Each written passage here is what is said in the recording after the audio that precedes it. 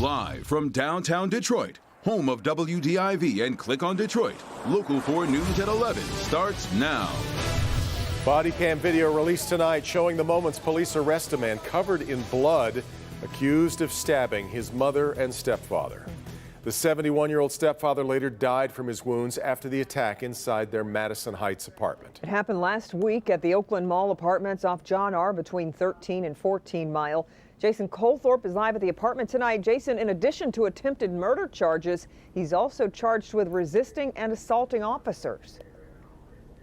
Almost everyone who came in contact with him, Kim, and remember, you can hear him in this body cam video and spitting at these officers, and he has blood all over him. We're in the middle of a pandemic, so they had to deal with that. Now, a neighbor here at the apartments tells me McKinney was homeless, and his stepfather and mother let him come stay with them just 3 months ago. I'll note that for the judge. I'll note that for the judge. Madison Heights police officers trying to place a man under arrest. Okay, go ahead, you. But not without a fight. Hey, you are This situation began hours earlier last Friday night at the Oakland Mall apartments when police say 29-year-old Christopher McKinney was playing video games in his parents' bedroom. They asked him to get out so they could go to bed. Punched the mom in the face, breaking her nose. Had punched the stepdad several times. Stepdad had went and retrieved a knife from the kitchen, and the son was able to somehow wrestle, the knife away from the stepdad. The son allegedly used that knife to then stab his mom and his stepdad. The neighbor next door says he found McKinney in the hallway just before midnight asking to come in, and blood all over his door. He was laying down in the hallway outside the apartment.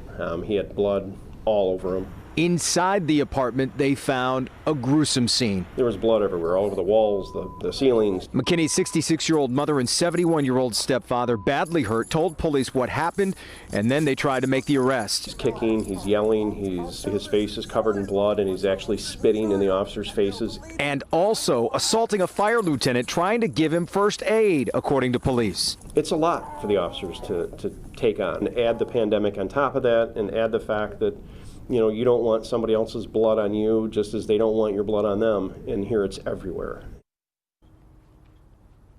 Yeah, even for experienced officers, a shocking scene. So 4 days after that attack, the 71-year-old man died from his wounds, so we expect that attempted murder charge to be amended to murder. Police did not have an update on his 66-year-old wife. Back to you. Jason, do you know if there's any history of a mental illness here?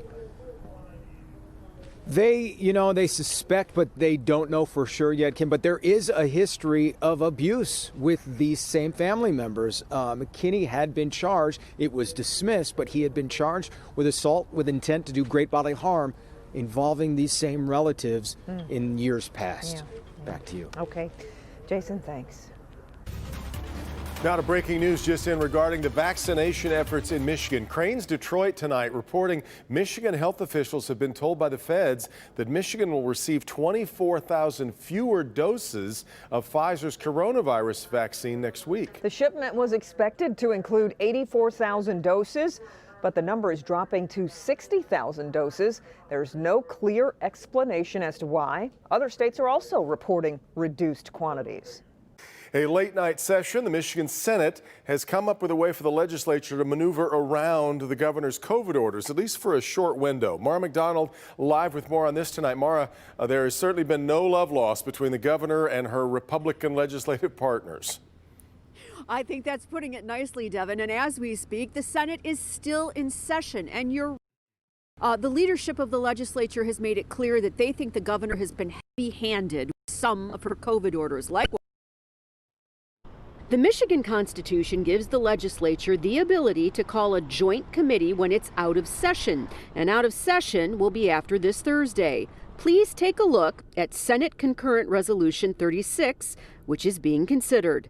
The legislature may by concurrent resolution empower a joint committee of the legislature acting between sessions to suspend any rule or regulation promulgated by an administrative agency. Yep. It's a workaround. In plain English, it means the legislature can call a joint committee between December 18th and January 13th, and that committee can vote to suspend any rule or regulation coming out of an administrative agency during that time. In theory, it means they could suspend any new COVID orders, like the ones shutting down dine-in restaurants right now. The current MDHHS COVID order is set to expire December 20th. Anything new would be subject to this committee. From the governor's office tonight, right now, our state needs an economic relief package to support working families and small business, funding for vaccine and PPE distribution, and a mask mandate to reduce the spread of COVID-19 and save lives. Back here live, this concurrent resolution is supposed to make it to the floor in the Senate sometime tonight. So far, that hasn't happened. Could it be pushed to tomorrow? Sure. In addition, it is expected to take up a COVID stimulus package for the state tomorrow. Devin, Kimberly, back to you. Got it right, Mara, and we will be following that as well throughout tonight for update coming up first thing tomorrow morning. All right, Mara. Well, heavy snow is blasting the East Coast, with some areas expecting as much as 2 feet of snow. Here's how it looks. Okay, we sped it up a little bit, but here's how it looks in Times Square. The snow's still coming down there. Let's head to Ben. We had our snow showers here in Metro Detroit. Some slick conditions, but mostly done for us, right? Yeah, that stuff really blew up when we were talking to you about 6 o'clock tonight, and now those flakes have faded, and we've just got a couple flurries out there on Storm Tracker 4, and you can see it. It's not real impressive as we speak, and we'll see fewer of these as we go forward into the nighttime hours. As we take a look at the forecast map for tomorrow, you can see that we're going to start out with maybe a flurry around. There's still a very weak wave that hasn't completely cleared the area, but it's really going to flare up again when we get into the afternoon hours.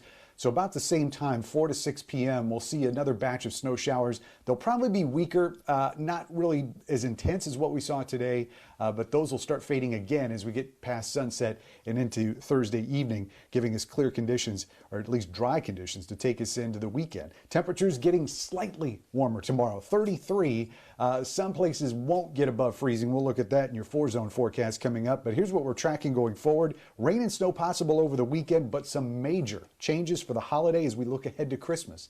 All in a few minutes, guys. Okay, Ben, thank you.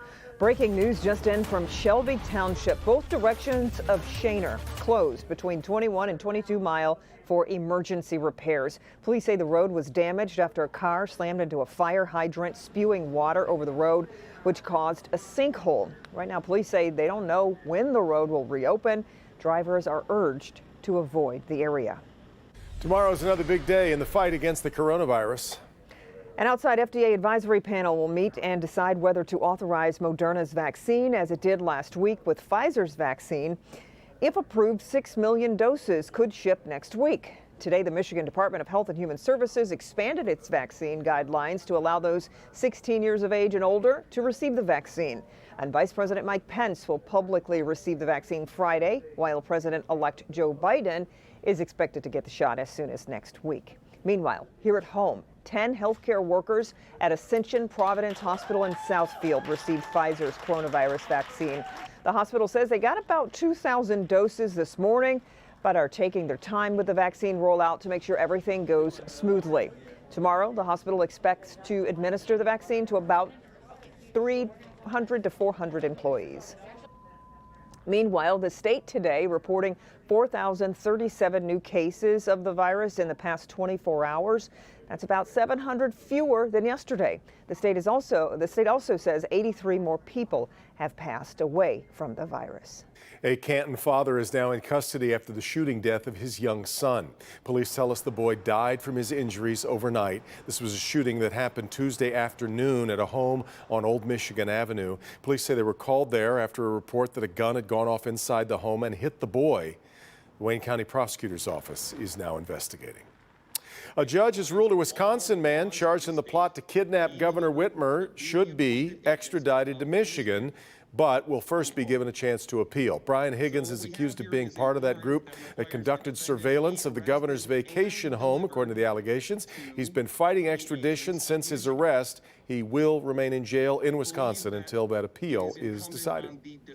Still ahead, a tense confrontation in Washington involving one of our own senators. This is terrible what you're doing to this committee and all the great work that you talked about. It is what you have done to this committee. What set off Senator Gary Peters during today's hearing on the 2020 election with Senator Ron Johnson? And a monster nor'easter headed to the East Coast. The nightmare conditions expected overnight. But first, students in West Michigan gathered tonight to pay tribute to a Metro Detroit woman found dead on campus. That's next.